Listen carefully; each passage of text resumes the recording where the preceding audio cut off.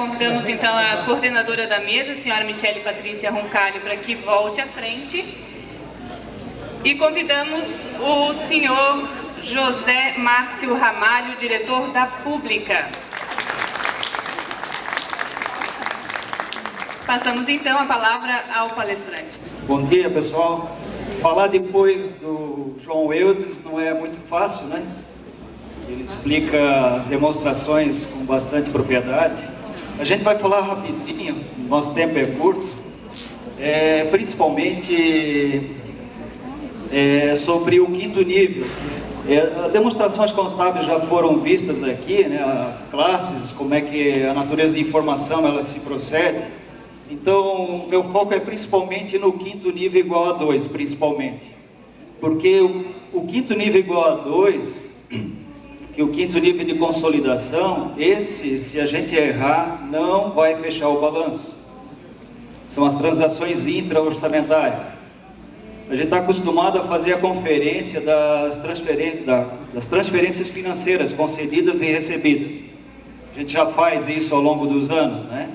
Agora não é só mais isso, são todas as transações intra-orçamentárias. Então, não adianta eu classificar corretamente se a minha despesa paga para o Instituto de Previdência não for arrecadada exatamente o mesmo valor do Instituto de Previdência. Se isso acontecer, o balanço não irá fechar.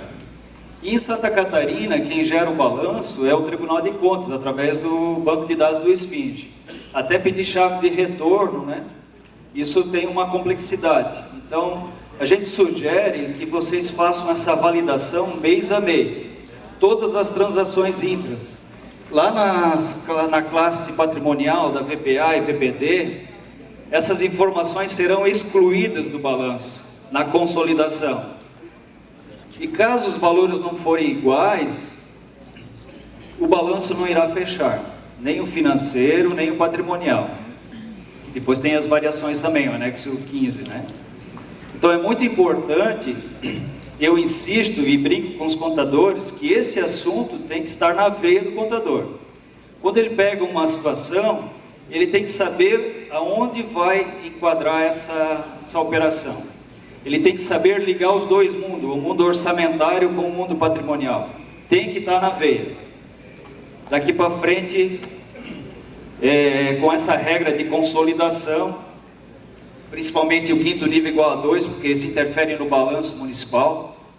O balanço estadual e federal não vai fechar, mas isso é um problema futuro. Não vamos discutir isso agora. A União nem entrou no PECASP ainda, né? Então ela não está fazendo os esforços para poder entrar. Então eu insisto bastante que vocês prestem atenção nessa classificação da receita e da despesa, principalmente, com o quinto nível igual a 2. Caso contrário, o balanço não fecha. Esse é um exemplo do balanço das transações que são excluídas no balanço consolidado. Na unidade 1, tem uma despesa de R$5.000, e se essa despesa na unidade 2 não tiver registrada no ativo, lá em créditos a receber, por exemplo, não for exatamente o mesmo valor no final do exercício, não irá fechar o balanço. É simples assim. Então, a mesma preocupação que a gente tem com as transferências financeiras, de fazer ela fechar, as concedidas e recebidas, temos que ter essa mesma preocupação com todas as transações intras. Também um assunto importante são as fontes de recursos, que sempre é uma preocupação.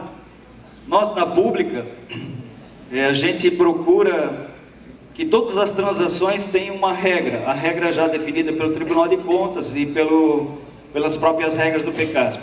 Então a gente evita que o usuário faça lançamento nessas contas de controle de fonte de recursos. Então o sistema faz automaticamente. Então se estourou a regra é porque algum processo está errado. Então o sistema se encarrega de fazer isso. Então, a regra geral de validação é o ativo financeiro mais a soma das contas de controle a utilizar, comprometido empenhado e comprometido liquidado. Para nós contadores, a gente precisa ver números, né? Então, um F, um ativo com indicador F, mas a soma daqueles níveis contábeis corresponde à regra geral de validação. Existe mais de uma. E o SFINGE, a partir desse ano, essa regra é impeditiva. Inclusive, ele vai verificar as fontes dos restos a pagar do exercício anteriores. Aqui é uma visão geral de um relatório que o sistema disponibiliza, que ele faz essa verificação do ativo financeiro com a soma das contas de controle. Então, esse relatório pode ser listado a qualquer momento.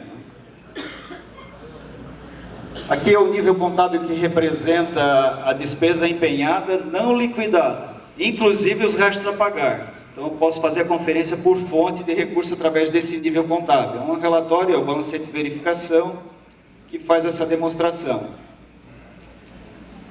Aí começa a fazer a verificação do passivo financeiro. Ele é representado pelo nível contábil 82113, 01, 02 e 03. E o 01 é só a despesa liquidada, o 02 são só provenientes de retenções, e o 03 são de entradas compensatórias. Então, essas regrinhas estão lá na tabelinha de eventos, lá do Tribunal de Contas, né? E também está no manual do SFINGE. Essa subdivisão do 01, 02, 03 foi aberta depois de algum tempo já do PECASP para dar mais clareza a essa visão do passivo financeiro. Então, se eu somar esses três níveis, tem que ser igual ao meu passivo financeiro. Então, é uma outra regra de validação. Para o mesmo nível contábil, por fonte de recurso, por fornecedor, eu posso fazer vários filtros. Aqui eu estou fazendo um filtro de 4 fontes de recurso ao mesmo tempo.